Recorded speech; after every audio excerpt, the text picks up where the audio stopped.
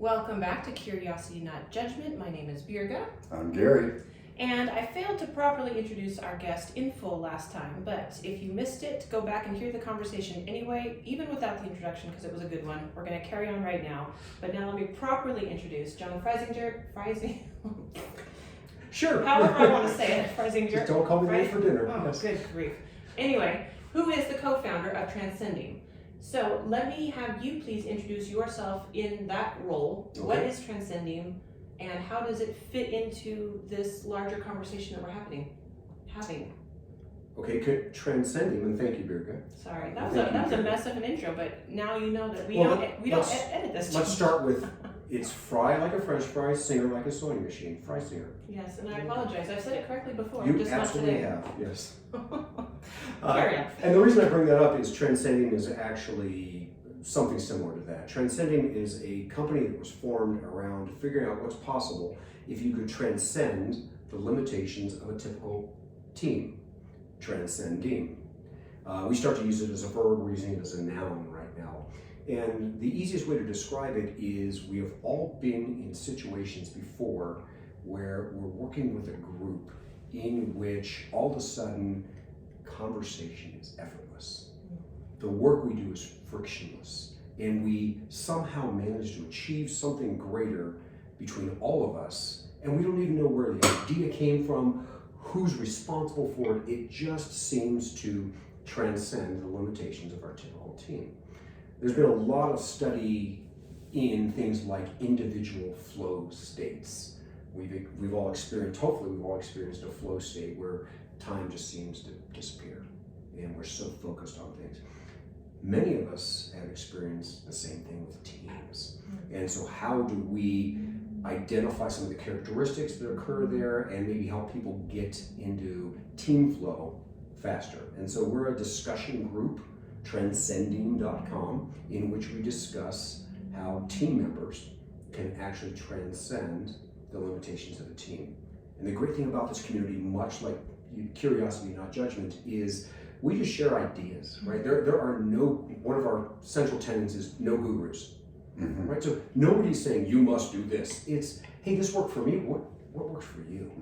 And it's a fun community to be a part of. So if any of your viewers or listeners are interested, transcending.com is a really good place to have that discussion. Very good. I do want to have that discussion, and maybe that's a whole other episode, but I do want to make sure that we get back to the conversation we started last podcast with John, which was talking about a lot of different things, but we got a little befuddled, is that a good word? Sure. Uncomfortable? Uncomfortable, yeah. So in the way in which you were coaching us, not because of your coaching, but because we didn't know the answer. And so let's jump in. Do you want to take over from where we left off in terms of what transpired when he was coaching us back down the ladder, so to speak, or you had phrased it in another way of encouraging the passing of the talking stick? Yeah, I was on one of my typical pull the string and Gary talks, which John so appropriately pointed out, and it's true. It's a very valid comment. And he was like, okay, so how would you get other viewpoints? And I mean, Birga's sitting right here. And I could have caught that, and I just thought, I don't know. Now, I'm comfortable in saying I don't know in front of John, but he made a really good point to me, which is, what do you do when you don't know the answer, which makes some of us uncomfortable. And what do you do in uncomfortable situations? And so that's kind of where we were when we ended the last podcast. So, John, take us through that dynamic, and then, let's recover and move forward. Well, I first of all, if I could correct a little bit of language, I don't know that I was coaching. I was simply trying to put an example out there because I'm not a coach, right? I'm a practitioner like you guys. Every single day we get up and we say we're going to do the best we can. So one of mine is I'm going to be as empathetic as I possibly can. And that's why I ask so many questions. The other concept that we had in there that I think you uncovered, Gary, is how do we get comfortable with being uncomfortable?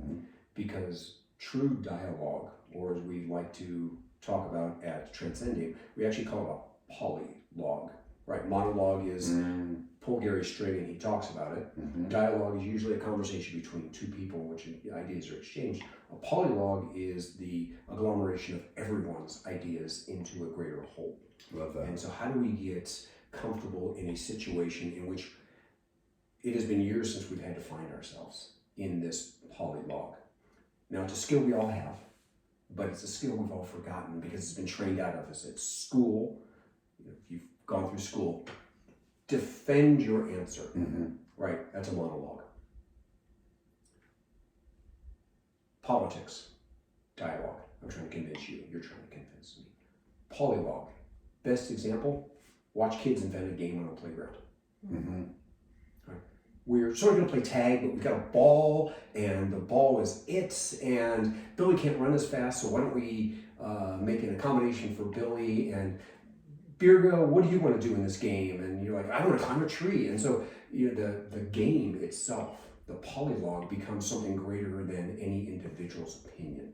And so as kids, we're actually trained to do polylogs and build something greater. But as adults, we are just uncomfortable.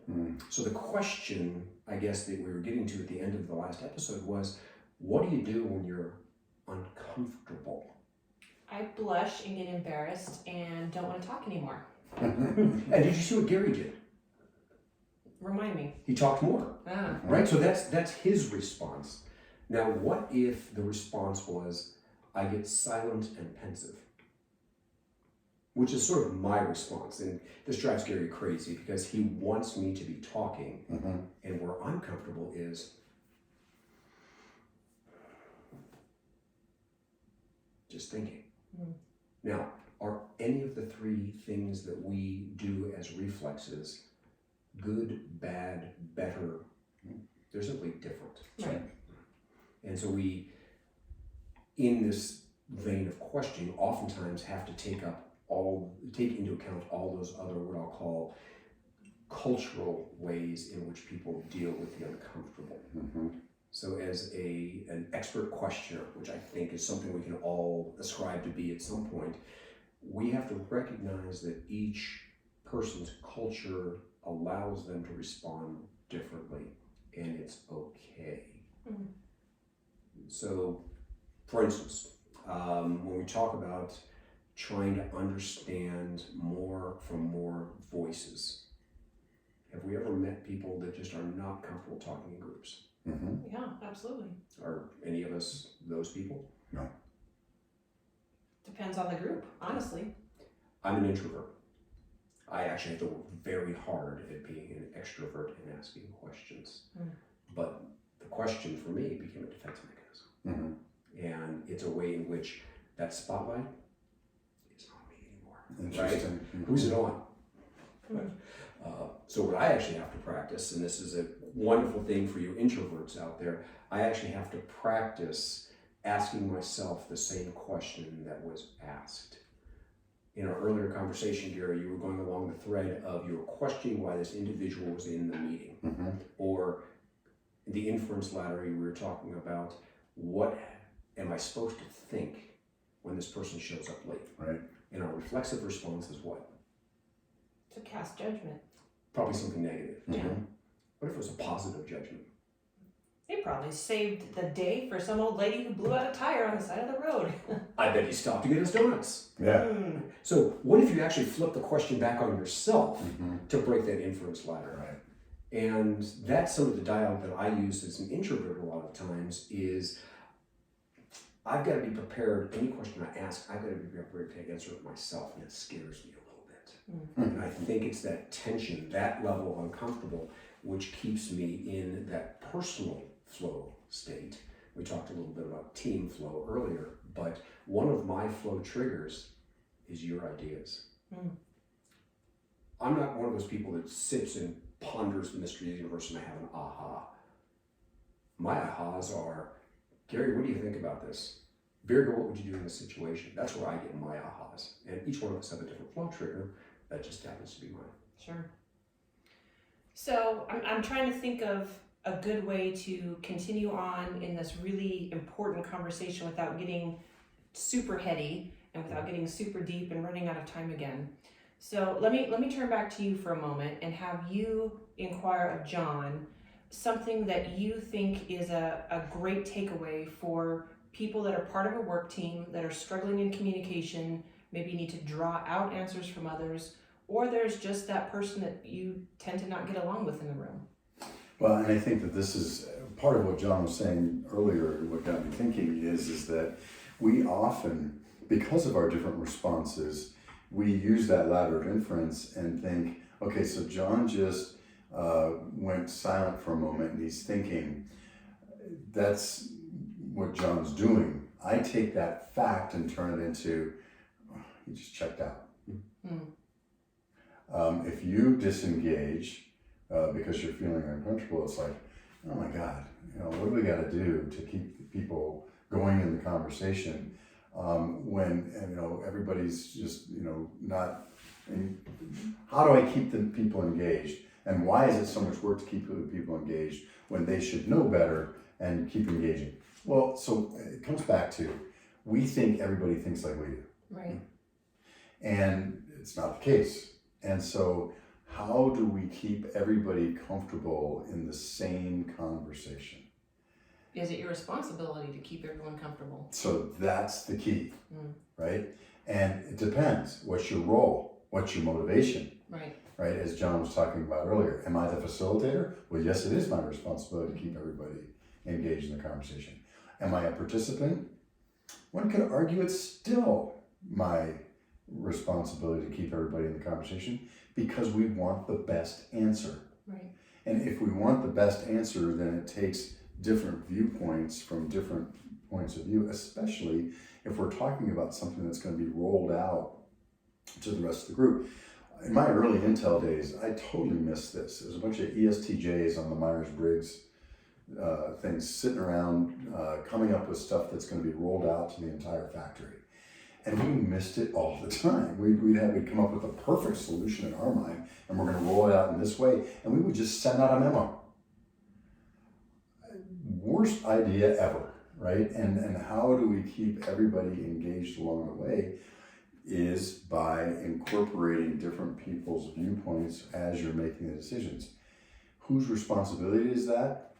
Everybody, if you want flow, if you want buy-in from the whole group, especially if you want the best answer. If you want the best answer. Right. If you don't mind, I'm going to jump in there a little bit because I don't think the purpose of conversation is always an answer. Sometimes it's how do I get to the best question? Because with your engineering background, right, what is the key characteristic? What's the beginning step of every engineering project? Right. And it's gather the requirements, which usually means make sure you've got a really good question. And if you've got a really good question, you can probably come up with the answer. The problem is most of us don't ask really good questions because we're not seeking to add other voices. I used the term earlier, culture, right? Each one of us have a culture. There's our historic culture, which comes from our family and our genetics, maybe just our alignments, our mental alignment with one belief system or another. But what if each one of us recognized that our role in a conversation was to cross-pollinate with other cultures, so that we didn't become cultural beings, we became intercultural beings, and the answer was intercultural.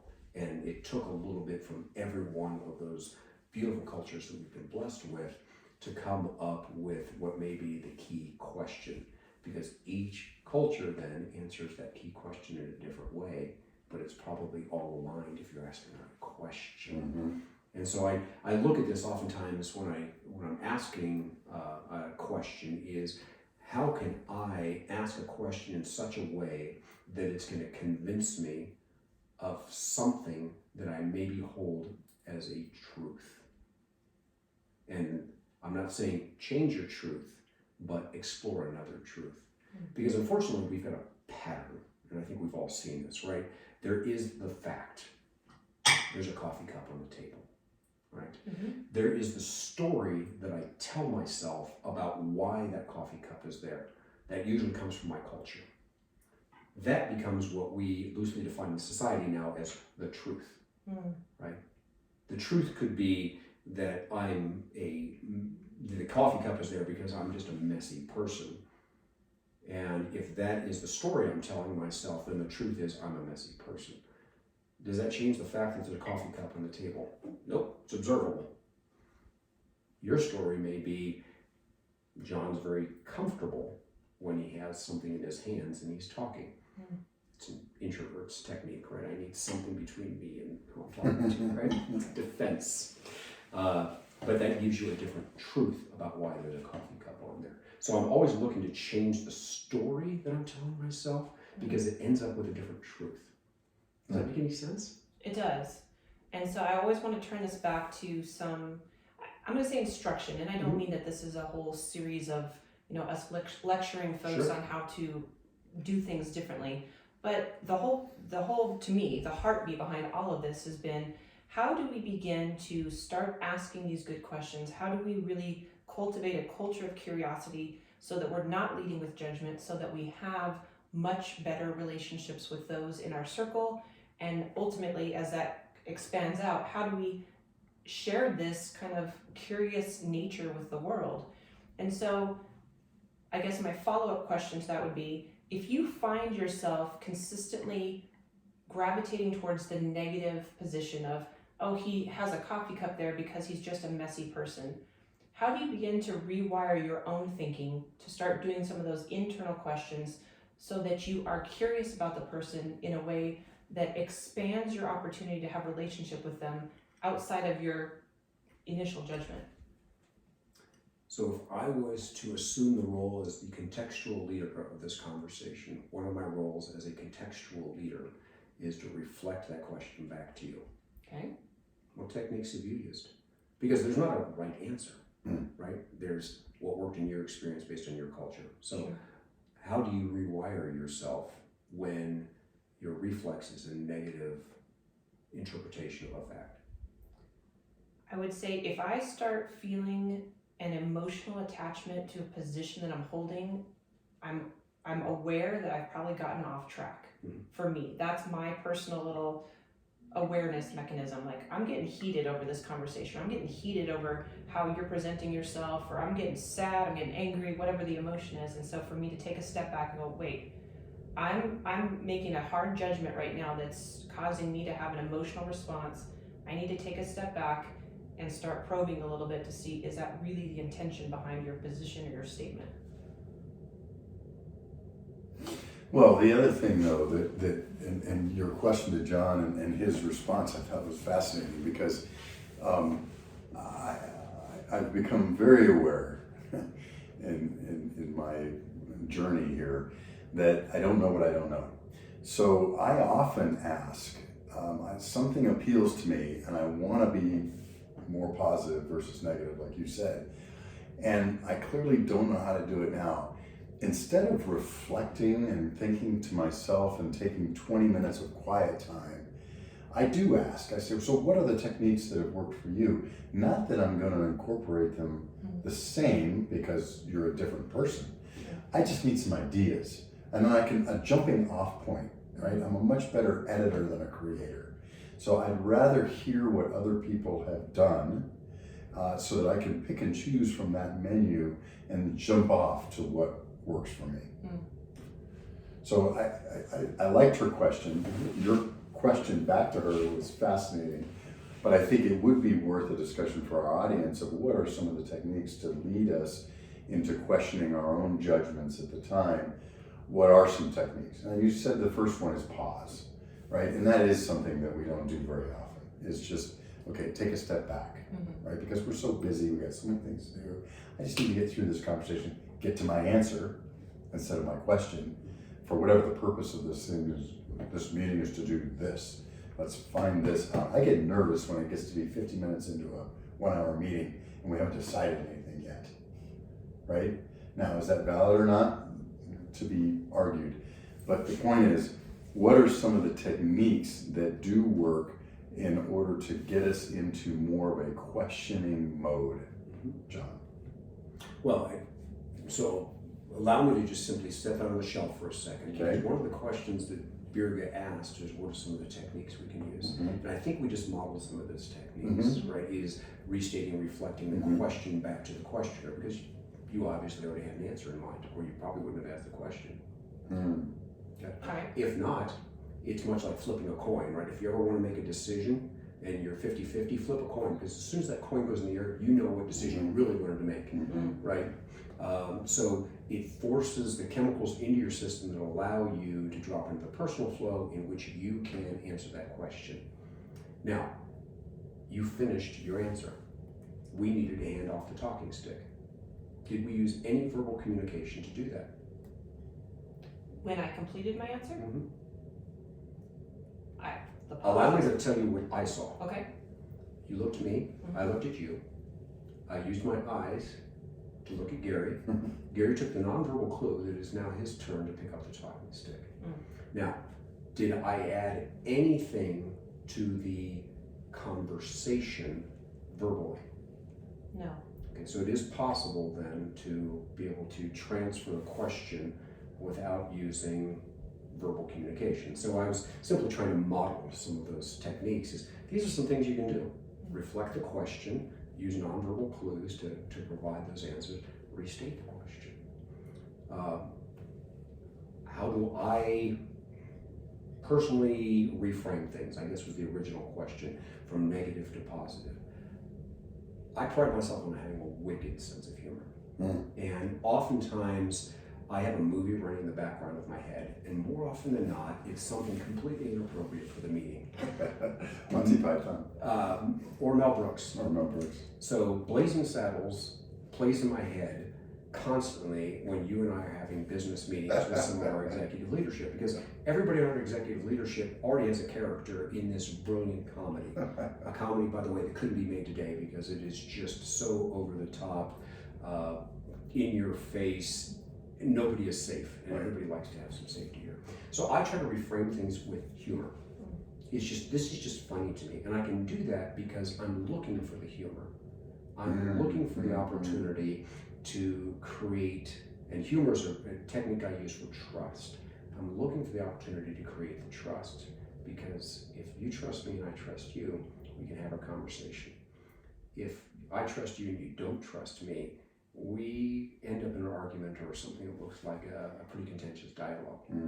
So the question I'm reframing in my mind often is, what can I do to create trust? And I think that, quite frankly, this is John on the soapbox, if all of society, their first question in any interaction was, what can I do to create trust? I think we'd have a much better society. So I was looking for an opportunity to create trust. Very good. Well, I'm not trying to cut this short, but I know that we've got limited opportunity or limited time to jump into another topic again. I really am thankful for your time. I'm thankful for the way in which you have caused us to think differently. And I appreciate Gary's contribution a while ago saying that we really needed to have you at the table. So thank you. Absolutely. And I very much appreciate you guys being very accommodating with my schedule today. So coming here to the Transcending studios, if you can call it that. Yes. It breaks up the visual for those that have been watching us in front of your pantry From door. our pantry Now we door, have a like barn door. wall. Yes. Yes. So as always, your comments, your contribution is invaluable, and we really do want to start to have a lot of interaction with our audience, whether you're watching, whether you're listening, podcast, or on YouTube. Please take a few moments to go over to the website, curiositynotjudgment.com. You'll find a contact us form there. We'd love to hear some of your stories. We'd love to hear some of your feedback. Perhaps you think we've completely missed the mark on what we're sharing, and that's okay too. We want to hear your point of view, and we certainly want to have opportunity to address it in the future. And if you've got a topic in particular that you'd really like to have covered on this series, we would like to do that as well. So perhaps you've been thinking long and hard about something that we've not mentioned yet. Please do drop us that line. And again, that's at curiositynotjudgment.com. So Gary and John, thank you both very much. Let's do this again sometime soon. Thank you. Take care, everyone.